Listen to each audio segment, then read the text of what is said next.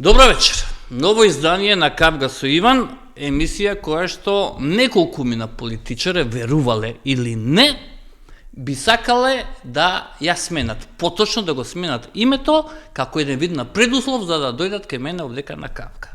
Значи, јас само ќе им кажам нешто што не сакам вака јавно да го кажам, се прави со палецот, се става палецот помеѓу средниот прст и показалецот, да не го правам, нели, таа гестикулација, името не го менувам и неам намера поради Миле Талевски и Бране Петрушевски од ВМРО-ДПМН и од СДСМ да го сменам името на галење, на мазнење, на чамче, муабет, исто така и поради председателката на држава, госпоѓата Гордана Силјановска-Давкова, би дошла само ако емисијата не се викала на Кавга. За сите вас една порака. Вратете се во пето одделение и направите дистинкција помеѓу зборовите Кавга и зборот Караница. Ако тоа не ви е јасно, тогаш навистина немате потреба да доаѓате кај мене во емисија. Но сметам дека е непристојно, не е цивилизацијски да бегате од емисијата, криејќи се под плаштот дека наводно емисијата има лошо име на Кавга. И вие ке сте се карале. Не, Кавга значи дебата на двајца, тројца повеќе со различни ставови и мислења. Тоа е оно што сака да го кажам.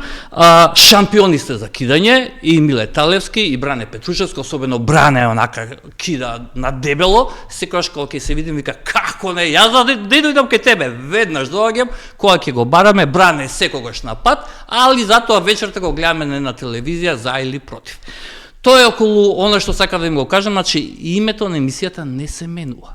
А вечерва имаме една дама која што има интересна историја. Мене ако ме прашате, таа е се само никако не е ВМРО-ДПМН, ВМРО и не е десница, иако самата се представува себе си дека идеолошки припаѓа на десницата. Ѓулистана Марковска. Добро вечер. Добро вечер, благодарам на поканата.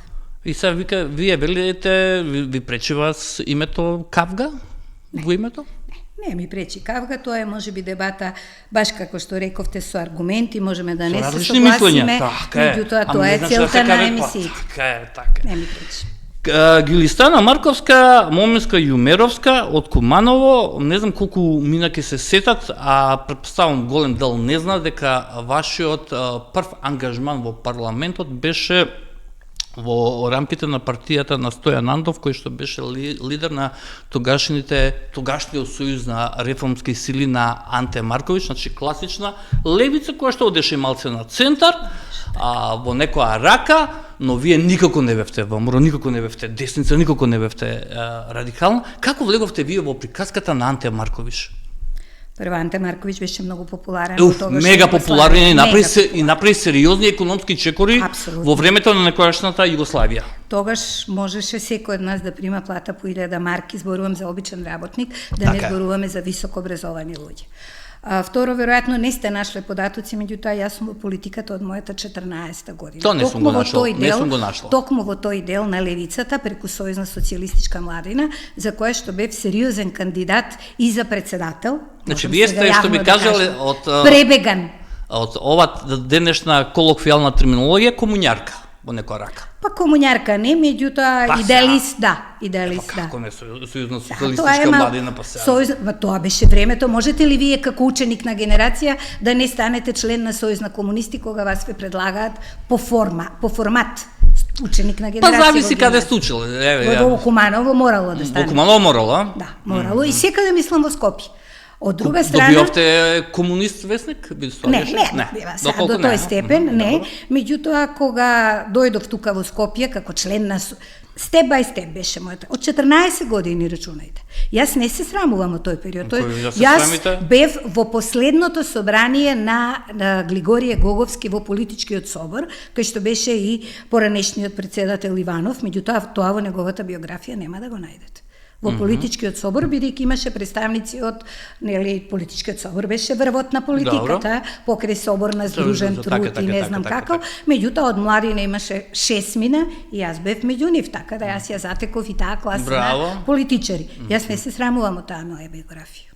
И како вие дојдовте да се најдете на листа, 11 членови, ако не се лажам, влеговте во собранието, оно што ги гледав анкетите, најдов анкети во пред првите избори, нели? Страшен беше рейтингот тогаш на реформистите, популарноста поради токму поради Анте Марковиќ, Стојан Андов, нели, и целата таа приказна која што ја ширеа беше таква дека ќе се случи економски бум во Македонија, дека ќе се ископира, ќе се преле оној успех на сојузно ниво на некогашна Југославија и доаѓаат избори, вие далеку послаб резултат постигнувате, од оној очекуван само 16%, ако не се лажам, проценти. Да, меѓутоа само еден пратеник успева од Куманово на мнозинска листа, тоа сум јас. Тоа сте вие. Да, кажете ми како влеговте, вие со Стојан Андов имавте комуникација во тој период? Не.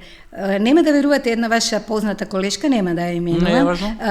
Позната колешка беше на тоа оснивачко собрание, затоа што собранието беше онака кој сака да стигне и луѓето предлагаа. Меѓу предложените имиња имаше многу позната новинарка од Куманово, бев јас и после централата во Скопје решила дека за таа изборна единица која беше од мешовит карактер, дека треба да бидам јас влезена во составот, бидејќи јас тогаш работев како санитарен инспектор во Куманово.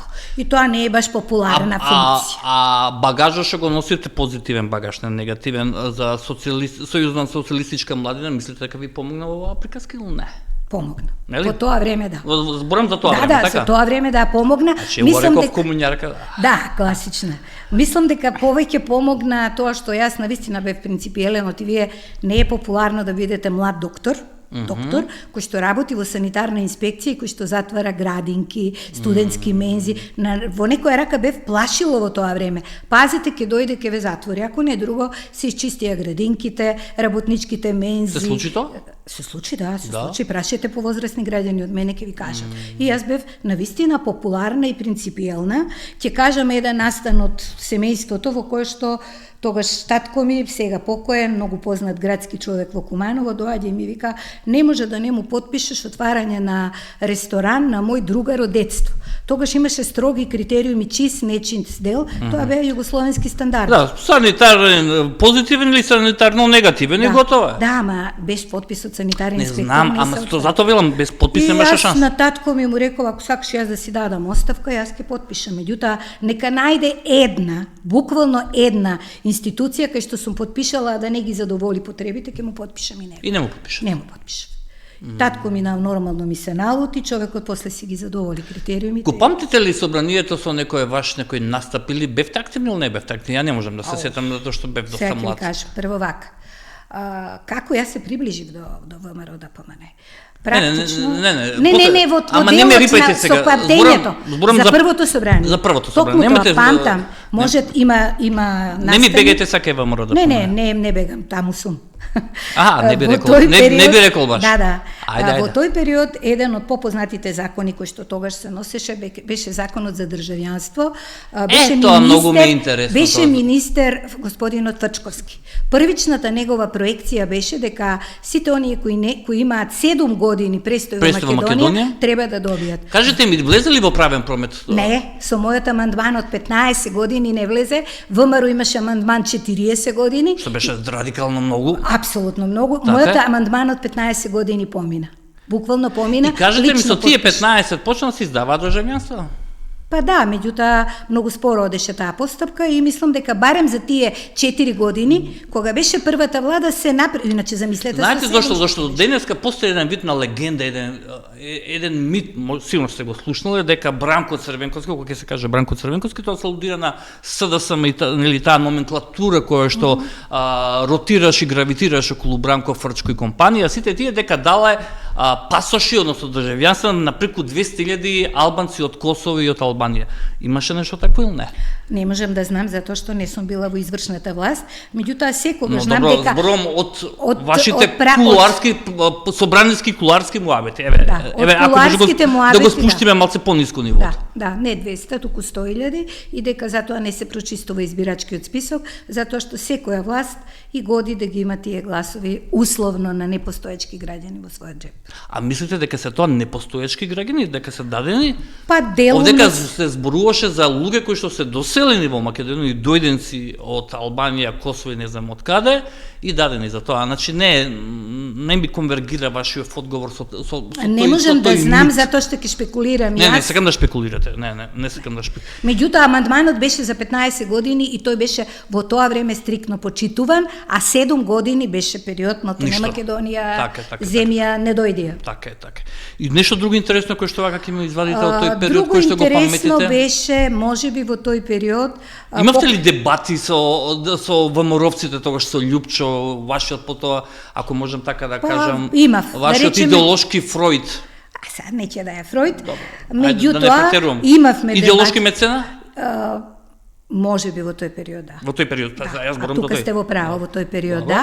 Затоа што мислам дека, почнувајќи од тој период до сега, не постоеше човек кој што толку харизматичен и сакан кај населението. До еден период. До еден период. До 2001. Буквално само требаше да повика некој да се наполни плоштадот, без да се тераат луѓето со сила да излегуваат. Да. Тоа е факт. Тоа е факт. А инаку, моето приближување беше повеќе на тема Караници, бидејќи тогаш беше референдумот за независност, точно на 8 септември, пред 35 години, и Љупчо излезе и рече, ама замислете, тогаш ВМРО ДПМН се залагаше тоа да биде само со декларација во собранието, за да може, не заради тоа што бил против референдумот, туку за да може да не го закочи, условно речено, СДСМ процесот на осамостојување. Да, но ВМРО ДПМН во тие моменти беше против било какво наследство и конекција со бившата држава. Точно. И не сакаше да биде прогласена само декларација. Да. Ние ја донесовме декларацијата, меѓутоа најголемиот успех е што имаше референдум. Но кажете ми,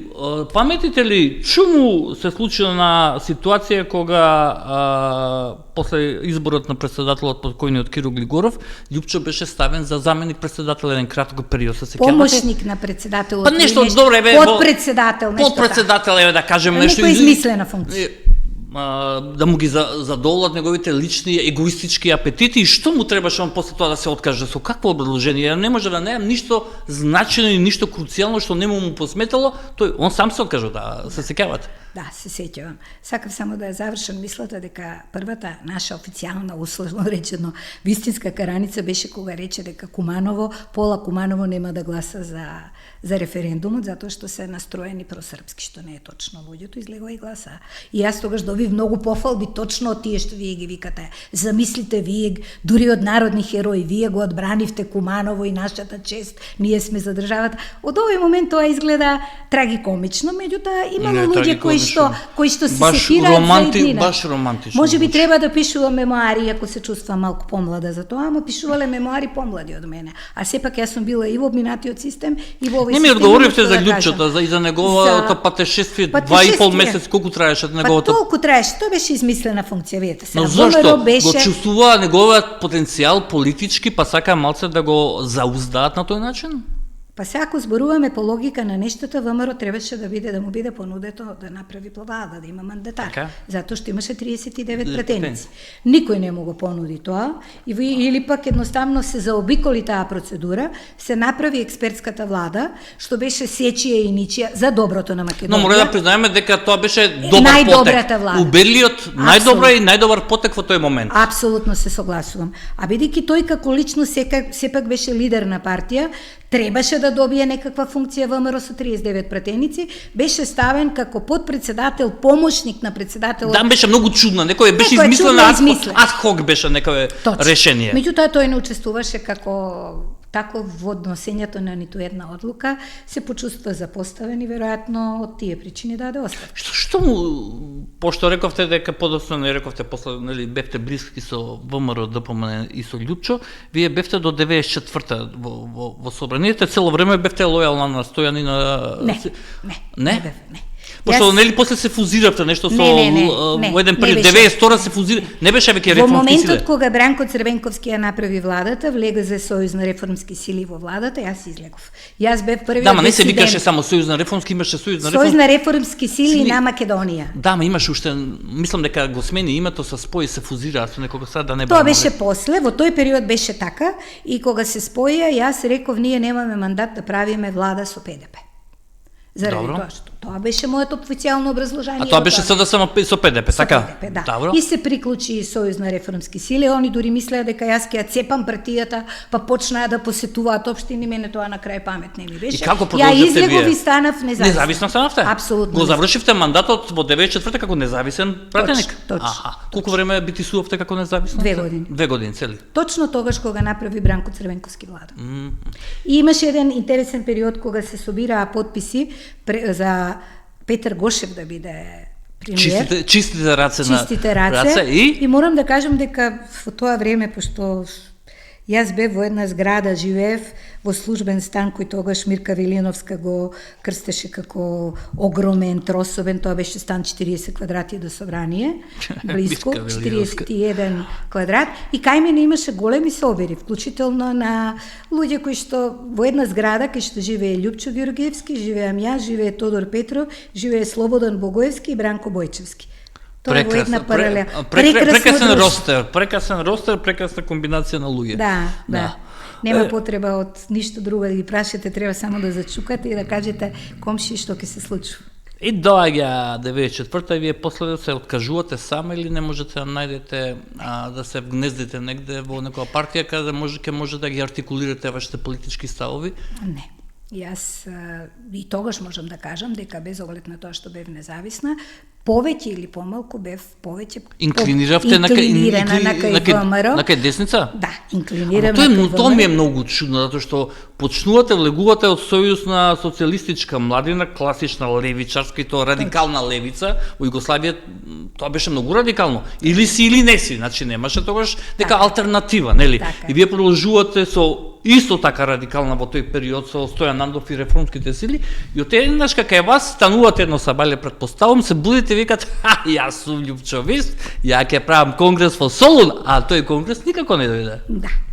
Не сум, може би влијае и соседските релации, близината, разговорите, и можам да ви кажам дека таткото, сега веќе покоенчичко Киро... Љупчо бил страшен инфлуенсер тогаш и во тоа време. Не беше инфлуенсер, напротив, беше многу скромно момче во тој период. Љупчо скромен. Во тој период, зборуваме сега за периоди од пред 35 години, јас сум малку повозрасна. Ме сретнува татко му на плоштад и ми вика, вие сте толку праведни во вашите ставови, што јас сум сигурен дека вие ќе завршите во ВМРО. Ја го гледам и му викам, како тоа јас ќе завршам во ВМРО?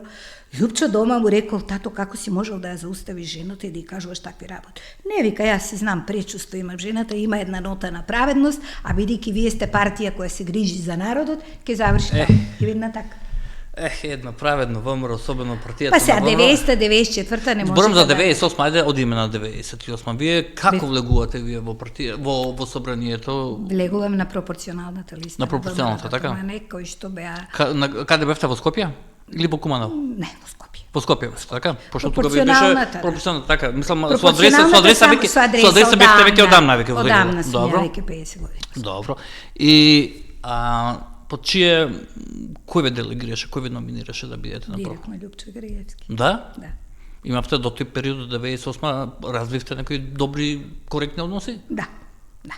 Што значи тоа коректни односи? Коректни односи значи да разговараме за партијата, то коректни односи значи да во време кога се менува името на партијата, замислете. Дали знаете вие што значи да ви се јави на вас сега, дали некој на пратениците ќе му се јават во 11 часот навечер председател на влада? Тоа би невозможна мисија тоа сега. Мислите дека не се јавуваат во 11 навечер? Не се јавуваат за такви проблеми. Ми се има јавувано лично господинот Клюсев, кој многу го почитувам и ми вика мојата влада дали ќе Сега падне. се јавувате во еден пополнок и во последните 20 години. Ама кај председател да отидете во 12 сат ноќе? Слушате ме што е вело. Не знам.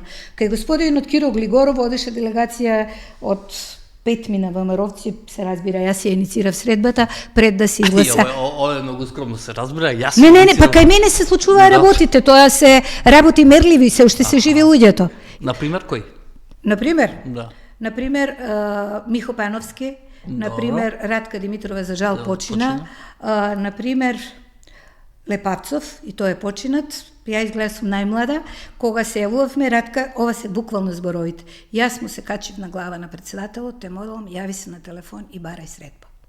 Јас барам средба, вика повелете, дојдете Ѓулистан. Во 11 часот навечер ние одиме во вилата на тогаш. И добро, знаевте ли вие, госпоѓа Марковска, во тој период дека се подготвува коалиција помеѓу Љупчо и Циле од 98 за изборите? Знаев дека се подготвува. Го знаевте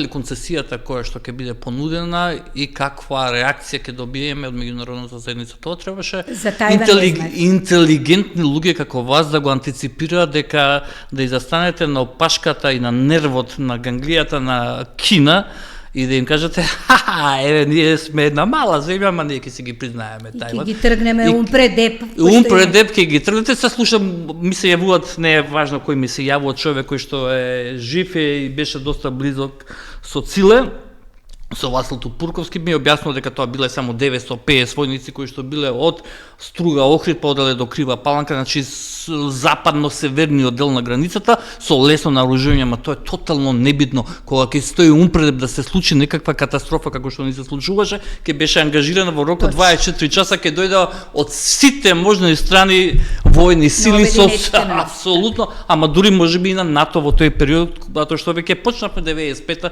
да разговараме со НАТО, некакви муабити се праве тоа. Тогаш се направи првиот НАТО. И тоа ме интересира, вие блиска со Љупчо, блиска, мега блиска.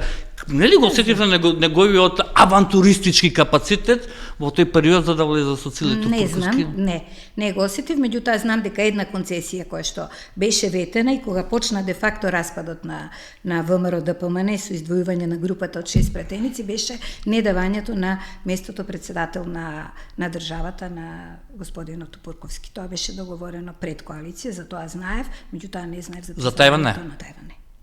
Го доживеавте како катастрофа тоа? Па не го лично. Се сеќавате дека се сеќавате на една слика, мене ми остана во сеќавање кога господинот Киро Глигоров се расплака на една изјава токму поради таа ситуација. Апсолутно со право, заради тоа што Кина беше и се уште е членка на Советот за безбедност. Таа е гигант, а од друга страна ме чудеше беневолентноста на некои пратеници кои што тогаш ја би рекол малеволентноста, не беневолентноста. Па не знам дали може и малеволентноста. Не може, ве молам да ми кажете дека тоа некој несвесно не знаел и го направил, не знаејќи за последиците. Ако не знаел за последиците, тој човек немал потреба да влезе во политика. Не смел да работи ништо општествено во оваа држава. Дали знаете дека имаше пратеници кои рекоа што ни дала на нас Кина?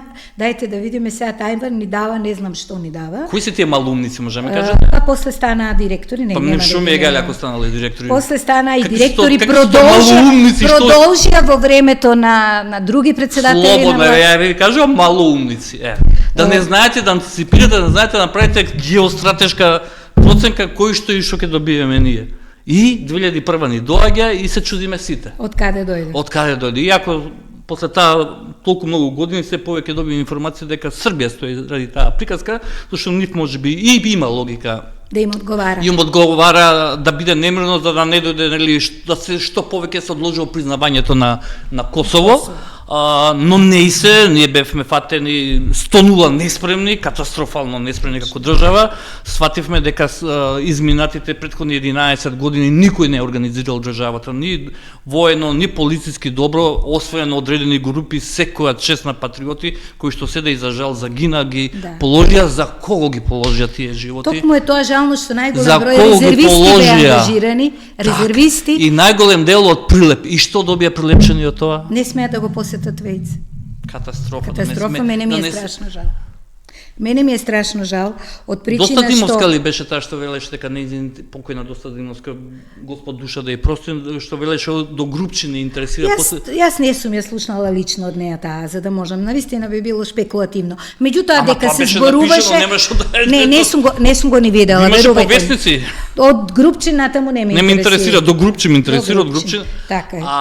Кажете ми, се сеќавате дека тогаш Македонската академија, не можам да се сетам кој беше тогаш председател на Македонска, Кој?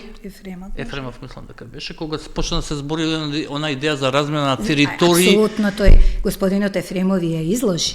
Па мислам дека не беше негови, да. Апсолутно не беше идејата, меѓутоа далеко тоа па дека беше и автохтона македонска идеја. Тоа беше еден балон пробен како ќе влие Не на... интересира ваше гледање од оваа временска дистанца, да ги тргнеме емоциите на страна, да ги тргнеме сите солзи кои што можеби би се случиле, трагедии лични. Еве тоа да се случише. Мислите ќе добиевме нешто како држава или не? Да го направевме тој чин? Ја мислам да. Мислам да. Затоа што секоја една држава која што има малцинство повеќе од 7%, морално е да има некакви меѓуетнички случувања. Мора да работите на тие меѓуетнички случувања, на тие релации. Кај нас тоа малцинство не е 7%. Малку повеќе. Малку повеќе. Што значи дека или ќе прифатиме дека мора да живееме во заедница во која што и едните и другите ќе ја чувствуваат Македонија за своја држава, или државата ќе ни се распадне или така ќе биде распарчена. Не знам како поинаку да ја крстам. Сакате да кажете токму поради бројчаноста на нашите сограѓани албанци дека тоа беше добра идеја за да се спушти по тој прак, не знам. Ама тоа беше размена на територија, пустец да се се земе. И на луѓе са не може територијата без луѓе. Ама вие знаете колку луѓе од тогаш си селија од Скопје со кризата, од војната, знаете колку знаете ли некој да се врати во Рачиново после војување во Матече? Не. Испумреа луѓето сиромашни по центрите за ништо. Меѓутоа беше и страшно, знаете што, тој беше момент на големи расправи и во ВМРО-ДПМНЕ, не морам да ви кажам, не е тоа нескромно. Ние имавме непроспиени ноќи во кои што прво се гласаше првата фаза на рамковниот договор, па втората, па на крај промената на уставот, на крај дојде третата. Имавме големи расправи со тогашниот председател Борис Трајковски, дали да има воена состојба или не. Тоа беше многу чудно, зашто не се прогласуваше воена состојба. Ние баравме. Еве, јас лично можам... Лично вие? Не само јас, една поголема група на пратеници која што буквално од 8 часот навечер до саба и лечните часови престојуваше во кабинетот на господинот Трајковски и го молевме да прогласи воена состојба, зашто не може Тетово и Гостивар да горат, нашите луѓе да не можат да одат нигде ни Западна Македонија, а дел од луѓето да одат на одмор на Халкидики. Затоа што или сме во војна, или не сме во војна, така.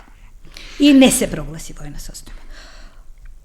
Нека почива во мир, тој рече, јас не искам да завршам во Хаг. Цитирам. Така кажал. Да. Има сведоци. Вие не сте прва што го кажал. Па значи дека е вистина. Тоа беа 15 на пратеници на ВМРО-ДПМНЕ кои буквално не урла, него еве јас како жена се обидувам малку да ги тампонирам работите, меѓутоа барањето беше да се прогласи воена состојба. Тој тогашниот генерал Панде Лазаров, ни го Панде, мислам дека беше, ни го пушти на телефон, на спикерфон, тој рече лоша е состојбата, меѓутоа не знаеме како и на кој начин ќе се снајде. Тоа е истината. Добро. Ајде сега малку да се вратиме последниве години, последните 7-80 години. Вие од тогаш, од 2002 повеќе, барем вака јавно, не сте визибилно политички активна. Не.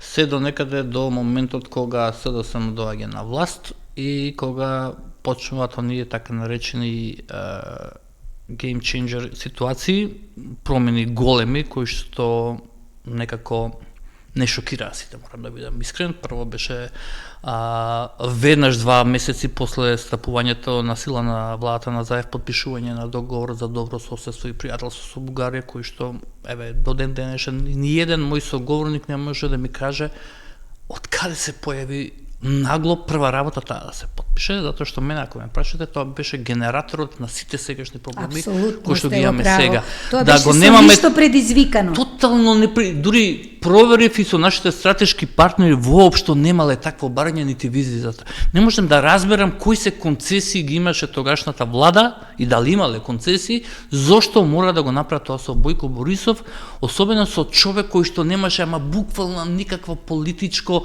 педигре. Значи, ајде да направите некој договор со човек што има политичко педигре, па да имате некакво джентлменско ветување, па некаков грейс период на усогласување на политиките, но со таков човек, па и од наша страна реално сега Зоран Заев не беше некој вичен политичар, иако беше долго време градоначелник на Струмица. Меѓутоа нивото беше до тука. Но нивото беше до тука, да.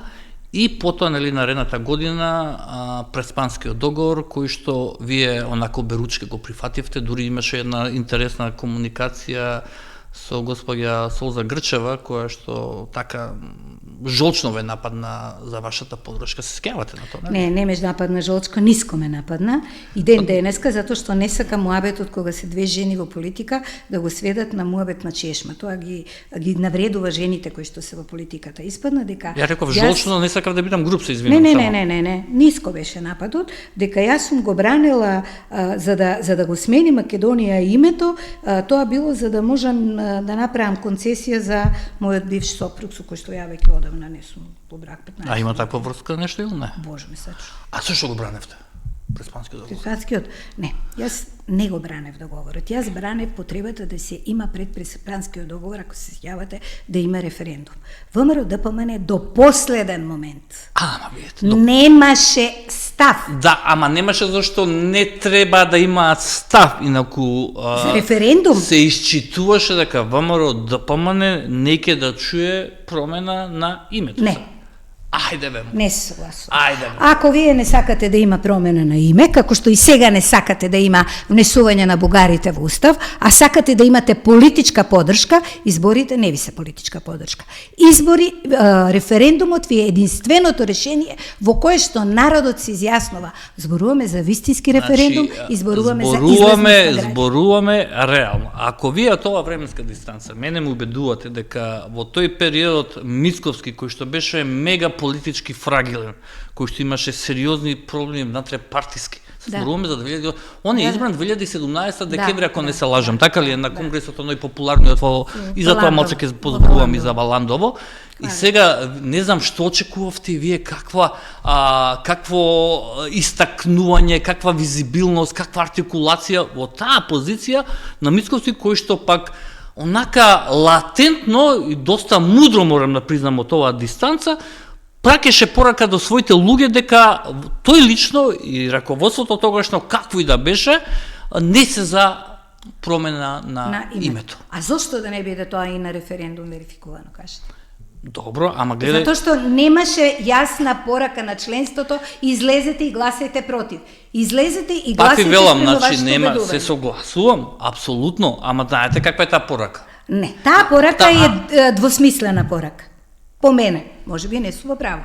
ВМРО ДПМН е силна партија. Ако ВМРО ДПМН само своето членство го повикаш, не зборувам за граѓаните. Да биде против или да биде за? Да биде против. Добро. Јас не верувам дека господинот Заев ќе кажеше јас нема да го сменам името. Пак ќе го сменеш. За ваша информација. Значи, пак ќе го сменеш. Еве ја ќе ви кажам, пошто сум човек кој што сум комуницирал и со едни и со други и со меѓународните. Значи меѓународната заедница воопшто не го добруваше моментот на референдум на СДС. Затоа што се плашеше. Апсолутно се плаше од резултат. Апсолутно се плаше. Па тоа се и го убедува Зоран Заев, тој ги убедуваше дека гарантира дека ќе помине.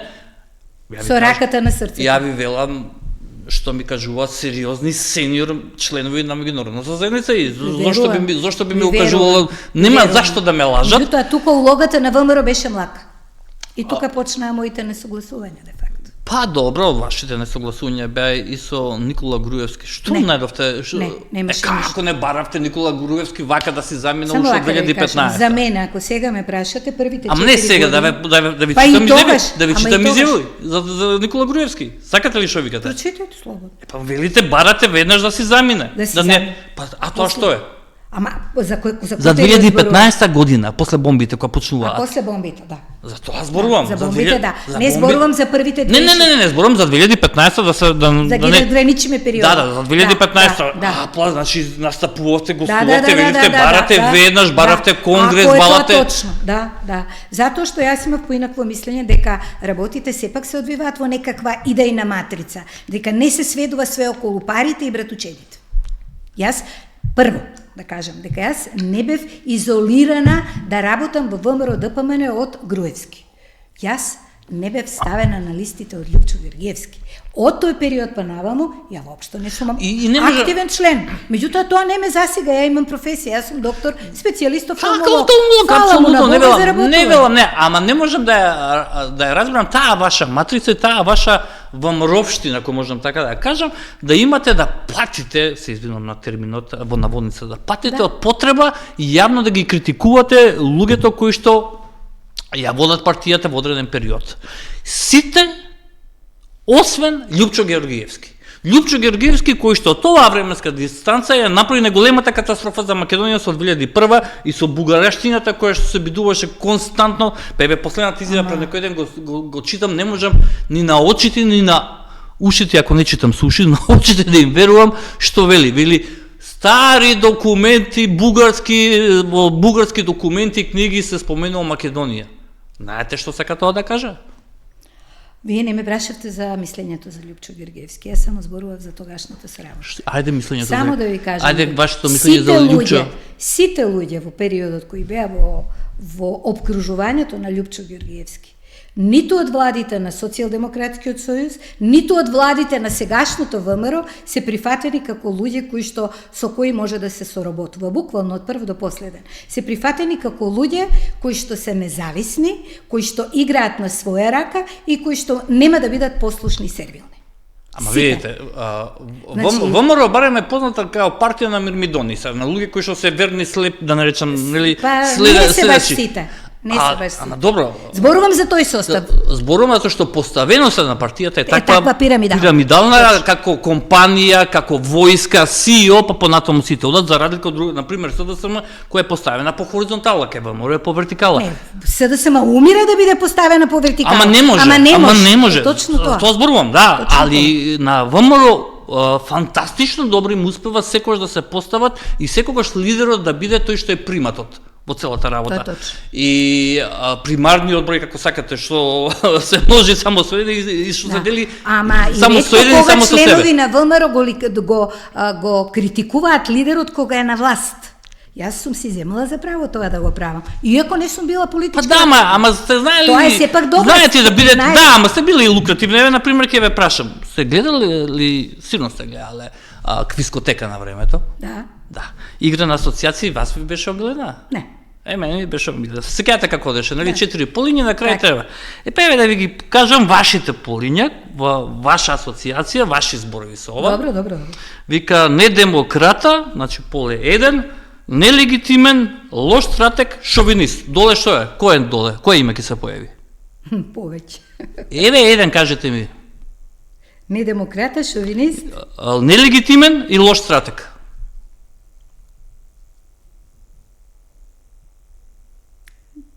Христијан Мицковски. Тоа се ваши зборови за Христијан Мицковски во 2020 кога барате направи конгрес кога го кога си имаше реформско крило. Да. Не треба да ги читам зборовите во Не треба, знам, се сеќавам.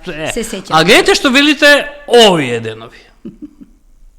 Може би ситуацијата е таква да вистина препознавам дека пораката од страна на власта и од страна на оние кои што во овој момент се и во локално ниво и насекаде на некоја позиција хоризонтална, вертикална, препознавам вистинска политичка волја да се сменат работите и тоа одговара. За пол зборуваме.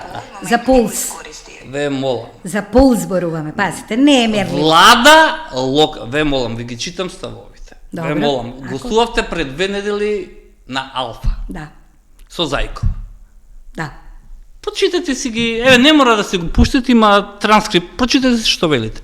Не може да ја разберам желбата кај вас во МРОПците, тоа е, мислам, не е само, и тоа го има и кај СДС, кога нема нешто да ви се погоди во одреден момент од лидерот, од луѓето околу лидерите, да веднаш почнувате да користите камења, дрва, не за подпалување оган, туку за да ги нападнете.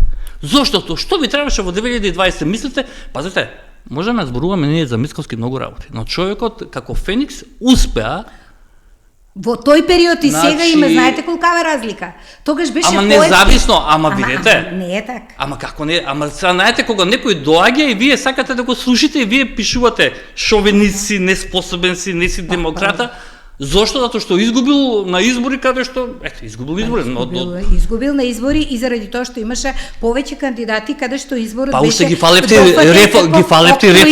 октруиран председател. Зошто велите дека е нелегитимен? Зошто он беше октруиран? Па затоа што се почитуваше лично желбата, не беше почитувано да се видете, јас сум во природа демократ и многу пати сум губела заради таа моја демократска Ама гледате, линија. што беше недемократско за изборот, стварно ме интересира Зошто од политички и од историски политички аспект. аспект. 2017 многу читав за тој избор. Значи, од 500 нешто делегати, 460 или 430 дошле, единствен кандидат предложен. Токму тоа. Ама чекайте, вика, за да се предложи уште еден, треба 30, најмалку 30 делегати да го предложат. Никој друг се... Кому некој му забранувал да предложи? ВМРО. Слушайте, и во тој момент само, ама слушайте ме, Илија Димовски против, Антонио Милошевски против, Трајко Велјановски сериозен против. Се сеќавате на тоа? Да, Тоа беа пресови, тоа беа, па се формира реформатори, па Нино, па кој се не беше, па Бунтур, сите се собра, се обида да направат се да го срушат изборот на новиот, до тогаш за јавноста тотално непознат. Не беше непознат, генерален секретар беше. Краток период зборам, сакам да генерален секретар, ама не беше политички активен за да ја видиме, да го видиме неговата политичка потентност. Да не се лажеме. Да не се лажеме. Значи тотално анонимен во тој период.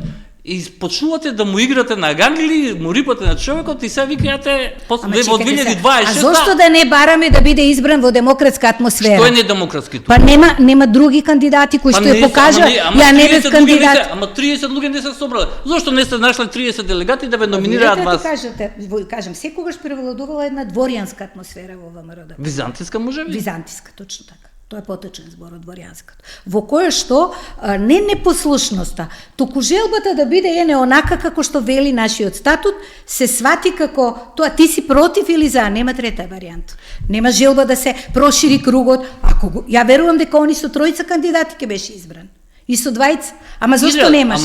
Ама зошто немаш? Ирелевантно, пак ќе ви кажем. Значи, дали го сакате, не го сакате, дали вие ми рековте пред малку пред да почнеме дека се вие се уште член на ВМРО ДПМН, така ли? Да. Сте се виделе ли со Мицковски? Не.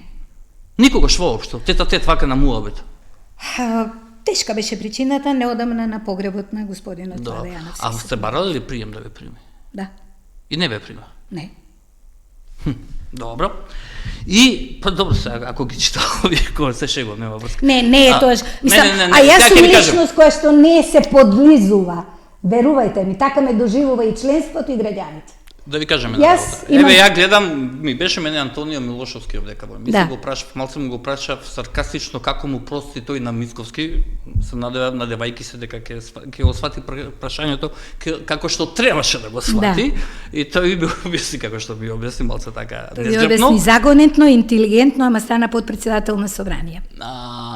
Да, но тој некако од таа група на луѓе кои што беа против изборот и начинот, усвари тие беа против начинот да бидам искрен, да, против начинот на избор, тој воопшто немаше вендецки стил визави нив, немаше осветничка нив, кога гледате луѓето се уште се што би кажал тој во неговиот периметар помоци или. Па тоа е добро.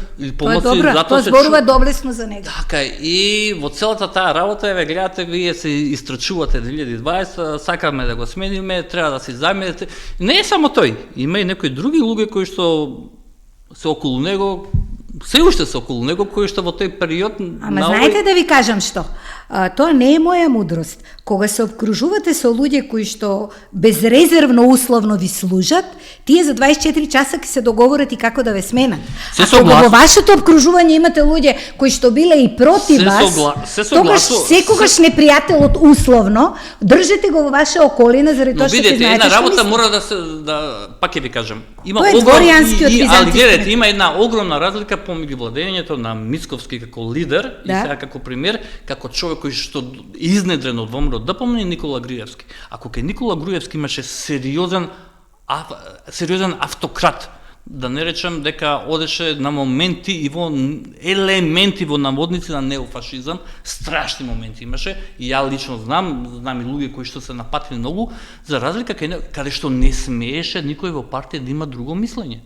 Вие сте слушнали во времето на Никола Груевски некој да излезе да даде друго мислење. Денеска имате Гордана Димитриевска, министриката, вика, ја не се согласувам со ова, не е мое. Председателката пред некој ден дава изјава дека Преспанскиот договор е фантастичен, дека не го бетонира во некоја рака идентитетот. Не, ама гледайте, во членот 7, таа е во право.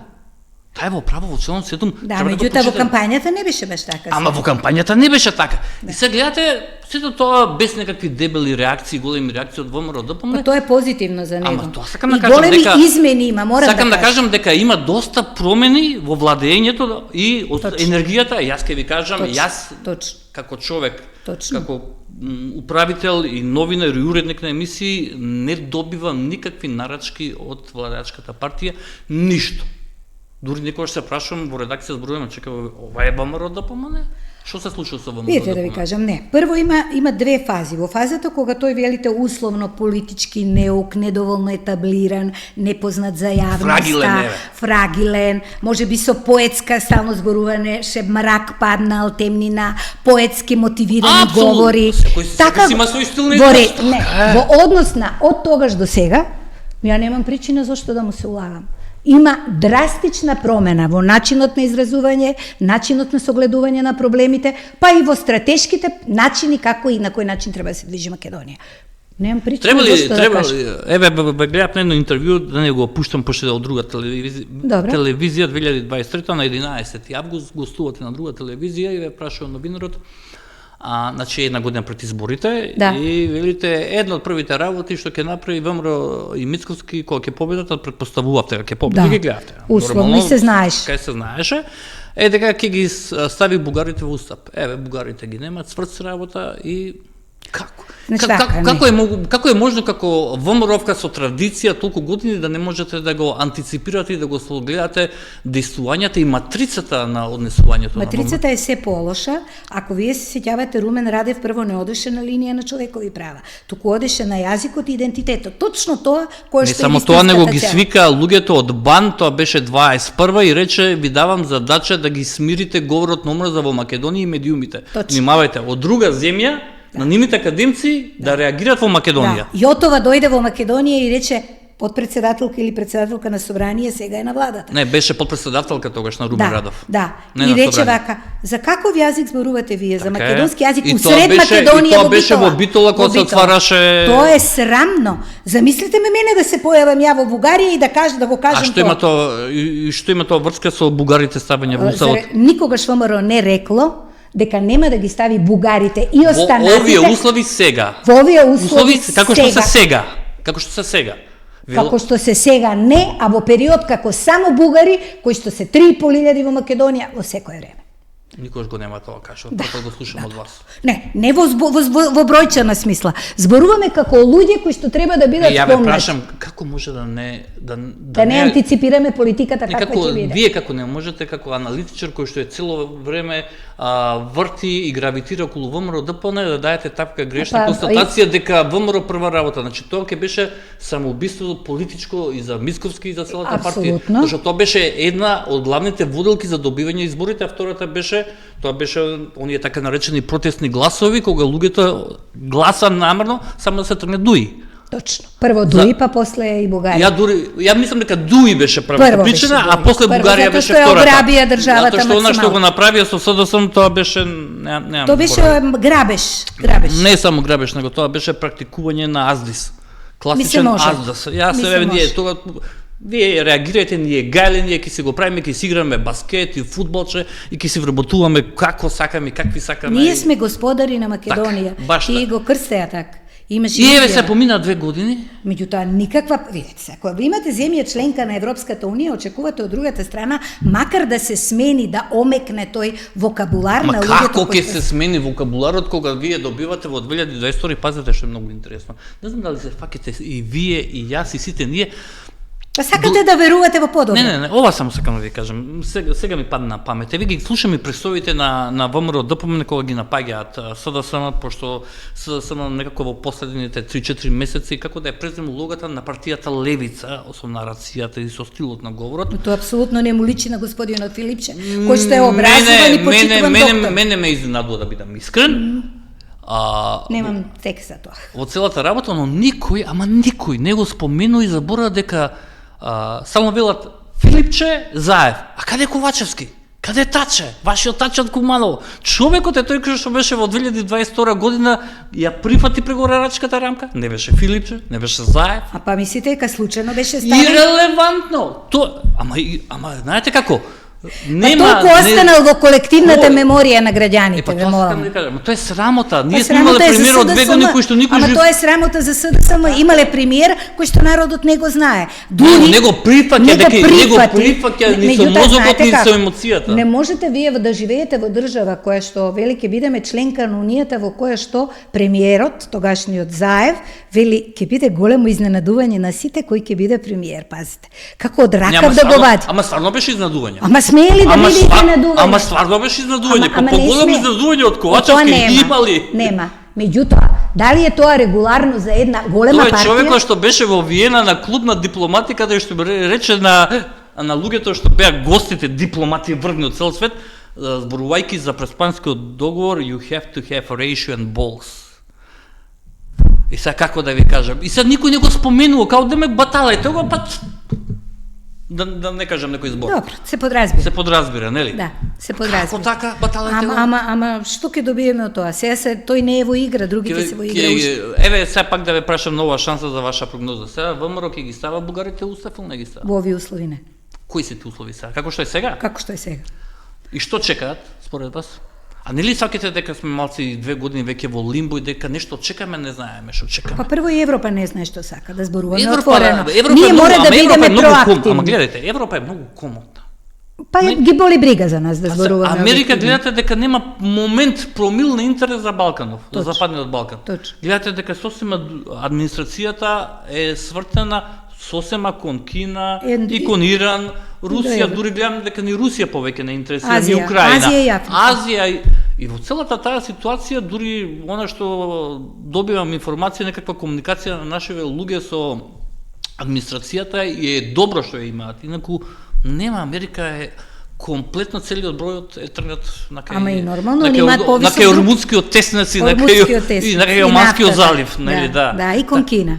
И сега едино што чекаме 3 ноември мидтерм изборите во Америка, 3 ноември 2026 да видиме дали тие 35 места ќе ги земат демократите па да направат некој шифт во Сенатот, евентуално, не знам што ќе се случи, да, но меѓутоа Трамп ќе си остане председател. Ама со Сенатот. Со друга нема да има комоција во владењето. Па и сега нема некоја голема комоција да бидам искрен. Има карактер за владење, таков како што има. Но сепак тој е човек кој што ја води Америка, еве си дозволува си објавува слики со и се какви тоа е негово право во крајна линија. Но пак ќе речам, ја немаме Америка не за да ни помогне, ја немаме за да доволно ни бута ветер и да не мава барем со лењерот по рачињата, дечки, ајде нешто направите. Колку што ја гледам, колку што можам да видам, единствени кои што работа со нашата влада сега и тоа гледам дека дигнале раце за ставање, отварање на уставот за бугарите и другите малцинства е реформите дома. Само тоа ни останува. Ама не само, не, и развојот на економијата, која што помени клучно. Знам, но тоа, еве пак ве прашам, ние може да правиме реформи колку сакаме, но Ама ние од самите бугари слушаме дека метнувањето на бугарите во уставот не е единствениот услов за членство на Македонија во Европската унија. Луѓе во Социјалдемократскиот сојуз не знам кои вести слушаат и кои политичари ги слушаат. А што очекувате луѓето кои што ја прифатиле таа рамка? Што очекувате? Што да ви кажат? А да бидат реални, ја прифатиле, па постои. Требаше ја да ви кажам, да беа иоле реални. Да. Ке си земеа кола, ке си појдат до Софија, ке им се извине, ке ги замолија нешто да попуштат, затоа што тие не стави оваа ситуација. Не стави ВМРО да помине, ниту не праша за тоа. Апсолутно, затоа што пак ќе ве речем, проблемот се генерираше со договорот за добрососедство и пријателство. Да го немаше, сега ќе немаше да биде во рамката. Апсолутно никој не бараше од. И сега можеби ќе ја користиме како предност, евентуално ако пак Бугарија коче ќе речат, еве, ќе дадеме некаков договор, пошто тие притискаат со децени, знаете и самата, за таков некаков договор. Ке го дадевме, ама сега во ситуација кога треба да ги почнеме преговорите, а не да го дадете однапред и да очекувате дека комшијата ќе рече браво. Ама не и сегашно, мислам, очигледно дека матрицата на делување од тој период до сега не е смената во Социјалдемократскиот сојуз. Дека истите луѓе кои го подпишале владеат со Социјалдемократскиот сојуз и дека имаат веројатно некаква агенда. Оти случајни работи во политиката нема. Може да сте случаен премиер, ама премиер со задача. Таа задача се исполнува заради тоа што некој ви дал тоа што барате, веројатно, не знам кој што какви барања има во политиката кога влегува, дали се парични, дали се концесионерски, дали се недвижнини, дали се, не знам. Тоа е висока политика за мене. Како го оценувате владењето на ВМРО-ДП на овие години, овие 2 години, не цели 2 години, уште малце? Прво мислам дека требаше да дадат пресек во старт кога дојдоа на власт, колку пари треба да се вратат од буџетот, бидејќи кредитите кои што ги земаа во тоа време сега достигнуваат на побарување и дека граѓаните немаат се уште слика и можност, поголема транспарентност за тоа дека се затекоа многу празни фондови и дека не почна од касата од просто нула. кажано е празна. Не празна, ама буквално празна, плюс со долгови кои треба да се враќаат. Буџетот е енормно висок. Јас мислам дека се настојува да се нивелираат работите, не дека одат мазно. Има многу утнати луѓе, меѓутоа луѓе кои што се... Кој е утнат е според вас? Па прилично. Ајде еден кажете. Еден? Ако тргне, може и 2. Земјоделие. Министерот? Да. Утната? Утната. Зошто? Па затоа што прво ние не можеме да бидеме држава која што ќе прима субвенција, да увезуваме да бидеме затрупано со зеленчук и овошје од страна. Второ, за големијата кражба која настана во ИПАРД фондовите. Сега Ама тоа е неговиот ресор, извинете. Ресорот е земјоделие. Да, ама се одговара луѓе. Од друга страна, исто така и од другата страна, кај што имаме во Влен луѓе кои што дојдоа и кои што се сликаат по кратки панталони, министерот за добро владење, за не знам како се вика, кој што е дипломат и пазете, ова веќе не ми се допаѓа воопшто без оглед кој го кажал и како го кажал, ќе си проверите. Ќе треба да му најдеме место на човекот некој во Брисел заради тоа што да ги искористиме неговите знаења. Тоа да не се го кажа премиерот. Па баш заради тоа зборувам. Што ме викате не знаете кој го кажа, тоа премиерот го кажа. Зашто да не рече дека ќе му најдеме, него тој ќе се врати во Брисел и имаме потреба од неговите капацитети да ги искористиме таму. Кои се тие негови капацитети кои овде не успеал да ги покаже, а таму треба да го сместиме. Ако си е во Брисел, нека продолжи да живее, вратене овде за да даде резултати. Не дал резултати, овде има луѓе кои што можат во Брисел да дадат многу подобри резултати. Не знам, може има нека скриени капацитети кои што јас и вие не ги знаеме. Па би требало да сега да бидат кој е второ, кој е трет? Трет. Овој втор беше... Ако почнеме по јавните предпријатија... Не, зборам од министри, ако ми интересува. Од министри. Значи, Цветан е број еден според вас кој што е најпогрешниот на најпогрешното место, така? Сега не викам најпогрешниот, меѓу погрешните. Јас не ја платам нивната работа, ова е повеќе како јавност. Немам директни податоци, не пратам со статистика да излегувам. Голема огорченост има и од работата на министерот за култура, особено во делот на глумиштето во Македонија. Во неговата фела. Во неговата фела, што воопшто не е во ред, заради тоа што вие сте избрано таа фела, нели? И не ми се допаѓа кога штрајкува. Ми ги кажувате полека имињата кои што ќе бидат реконструирани. Ама јас не ги знам, верувајте. Не ги знам. Не ги знам, што значи дека тои се шпекулации на крај краишта премиерот одлучува кои ќе бидат сменети. За други не знам. Нема ни големо задоволство и од законот за образование, еве и тоа може. Сакате да ми кажете министерката за образование, така и од Весна Јаневска. Не, она е прилично активна на терен. Прилично работи, не можам да не кажам, меѓутоа во врска со законот за образование има одредени работи кои што на луѓето не им се допаѓаат. Лично и на мене, ќе кажам забелешката која е, не во делот на, бидејќи точно е тоа дека само да кажете професори, веќе тројца ќе се свртат на улица. До таму е деградирачка функција. Што е катастрофа. Што е катастрофа. Меѓутоа тоа не се случува само на приватните универзитети. А тек да видите за доктори, се случува и на државните, и за доктори, исто така. Од друга страна, законот има еден страшен правен вакуум во делот на научните звања на сегашните асистенти. Ние ќе имаме многу млади луѓе кои што нема да можат да добијат никако звање и ќе одат на страна да ги добијат тие звања и ќе останат таму и тој правен вакуум ќе го пополнат. Титуларот не е истретиран како што треба. Апсолутно. И не знам како ќе бидат преодните и завршните одредби. Веројатно законот требаше да се смени, можеби требаше повеќе луѓе и малку повеќе време да се работи на него. А дека требаше и дека представува сериозен исчекор за развој на високото образование, да, меѓутоа треба да доживее и малку повеќе измени во тој дел. Кажете, мислите ли дека ова актуелна влада на ВМРО, да помене и коалицијските партнери, ги погоди доста пехови за време, например, кочење, нешто што не може човек да им го препише нив реално. Па не, ама им се случи сега тоа е. Им се случи сериозно, еве ова со нафтата, кризата со американците, нив. Исто така, и тоа поприлично добро. Мене ми се допадна идејата Македонија биде енергетски центар. Зборува во ваши емисии овде дека Македонија е енергетски не, туку многу условена земја. Немаме храна, имаме вода, не дај Боже да ги дадеме сите води под концесии на странци, немаме енергија, немаме зелена обновлива енергија, значи ние сме зависна држава. Дури требаше и жито немаме. Имаме и моменти кои што самите мислам дека се генерираат одредени проблеми. Да, меѓутоа, ако се размислува стратешки на Македонија, и мислам дека е добро да се направи, не е иницијативата Македонија 2025 со странците. Има, ова сакам да ви кажам, има еден малце ми е невамровски, не страх, него внимателност. Имаше една идеја за купување авион, ако се сеќава, пред неполна година, и тројца новинари рипнаа како не, сега ќе трошите, и ВМРО се повлече. Вете да ви кажам, ама од зашто да се повлече? Од друга страна имате, подржувате луѓе обскурни кои што ви прават проблеми, Видете, кога треба да се купуваат автомобили за полиција, кога треба да се купуваат авиони, не еден, два, тоа се работи кои остануваат во државата. Ние не сме толку сиромашни за да можеме на тоа. Зошто им треба таква... Зашто остапија, ми чуди мене. Внимателност преголема, која што е нетипична за ВМРО. Па нетипична, и мислам дека треба да купат авиони, не можат наши функционери да размислуваме дека, не дај Боже, ќе завршат како Борис Трајковски. Ние не зборуваме за имиња, зборуваме за функции, а државата ја представува. Точно, авионот не мора да биде само на влада, може да биде и за лидерите на пратеничките, на собрание, за председател. За државата. За државата. И па дури ако сакате, веројатно сте приметиле дека беве едно од првите кои што рече дека платите треба да се покачат. И на пратеници, и на министри, и на суди. Ако платите се тие некој движечки погон за да тие вистински работат својата работа, нека се платат. Трајко Славевски се закани мене за Канал 5 и вие да бевте во некаква функција, ќе реагиравте или не?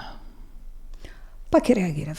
Мислам, од ваша страна, од причина што, видете, очекувате таков човек на таква позиција, white collar, што би кажале, бела крагна, сепак тоа е, јас тоа го викам, финансиски ајатолах во државата, има сериозна финансиска моќ. Јас само ќе споредам со претходната гувернерка Анита Бежовска, која што воопшто не ја познавам, меѓутоа која што водеше одлична монетарна политика, а замислите никаде не се појави. Комуникацијата не може да Не, јас не ја познавам жената во живот, не за дама и за човек, ајде да не кажам каков човек. Да, која што имаше одлични резултати, без оглед на корона кризата, без оглед на сите проблеми, и каде што никаде не ја слушнавме со никаква политичка изјава во делот на финансиите, да, меѓутоа со политички изјави не, а тоа е за мене вистински финансиски менаџмент. Која е концесијата која што ја има тој ке председателката, која што не сака да ги види, и знаете дека има и кривична пријава од СДСМ за злоупотреба на службена положба, за не подпредседател, не вице-гувернерите. Па не е тоа баш да вице-гувернерите, сепак 5 месеци им давате плати луѓето да дигаат прст да гласаат без да имаат легалитет и легитимитет, тоа може да не мавне дебело сите во оваа држава, некој да не тужи па да не добие утре. Не знам ако има импликации, тоа сакам да ви кажам, од тие одлуки, така. Од друга страна, малци бахато сте се вие вака да се однесувате и да го имате правниот механизам, еве и после вие закани кои што сведоче луѓе, јавно еве Венко Филипче сведоче дека го слушнал тоа, дека се заканил, да не сакате да иницирате, барем да пратите во собранието барање да се разгледа интерпелација, ме чуди. Каква концесија може да има? Тоа не знам, ти треба да го прашате, тој што го поставил. Па таа неизина номинација. Да, знам дека е неизина, меѓутоа се разбира не очекувате дека тоа е исклучиво неизина. Мене не ми е гале дали консултациите се многу пошироки, формално правно е така. Позадински не ме интересира, затоа што формално правно е неизина. Знаете како, ќе седнете на тој трон треба да знаете дека тој тронот покрај сите оние златници во наводници кои што ви ги дава и нешто друго. Дава големи обврски и вие сте 24/7 и гувернер, и пратеник, и председател, и министер. И треба да очекувате да ве прашуваат прашања кои што баш нема да ви се допаѓаат. Апсолутно. Така да тоа. Во право сте. Ако има нешто што сакате да кажете, ако не, да завршиме емисијата. Прво ви благодарам на поканата што вака малку ми извадивте од нафталин, иако јас тоа претходно не го кажав. Политиката е сериозна и многу заразна работа. Јас, ако веќе од 14 години сум била инфицирана, сигурно ве чуди како мене после 25 години повторно ме доживуваат како пратеничката, а сегашниот состав не го знаат. Тоа е токму заради тие анализи и движења. Јас ја сакам Македонија. Сакам да се движи во нормален правец, сакам да нема негативна кадровска селекција и сакам да дојдат луѓе, барем ако не млади, 40-50 години во полна сила, со знаење на вистина, да ни тргне малку напред. Ви благодарам за вечерешното гостување, беше мило, се надам ќе се видиме повторно во некој од нашите емисии, само вистина таму сте радо виден гост, знаете и самата. Да, ви благодарам. Тоа беше вечерашната емисија, се надевам дека уживавте со господја Ѓулистана Марковска. Наредниот понеделник правам пауза, поради тоа што е празник, па мојава душа сака да се одмори малку. А тој понеделник после тоа ќе имаме еден сериозно квалитетен достоен уметник, актер и ќе зборуваме за 30 години од неговиот филм, поради тоа што е таму се појавува и како актер, но и продуцент на еден филм, не сакам се да ви откривам, и ќе зборуваме малку за една тема за самоуништувањето на нас самите македонците, македонските граѓани, не само на македонците. Ви посакувам убава вечер со програмата на Канал 5, се гледаме за 2 недели од сега. Пријатно!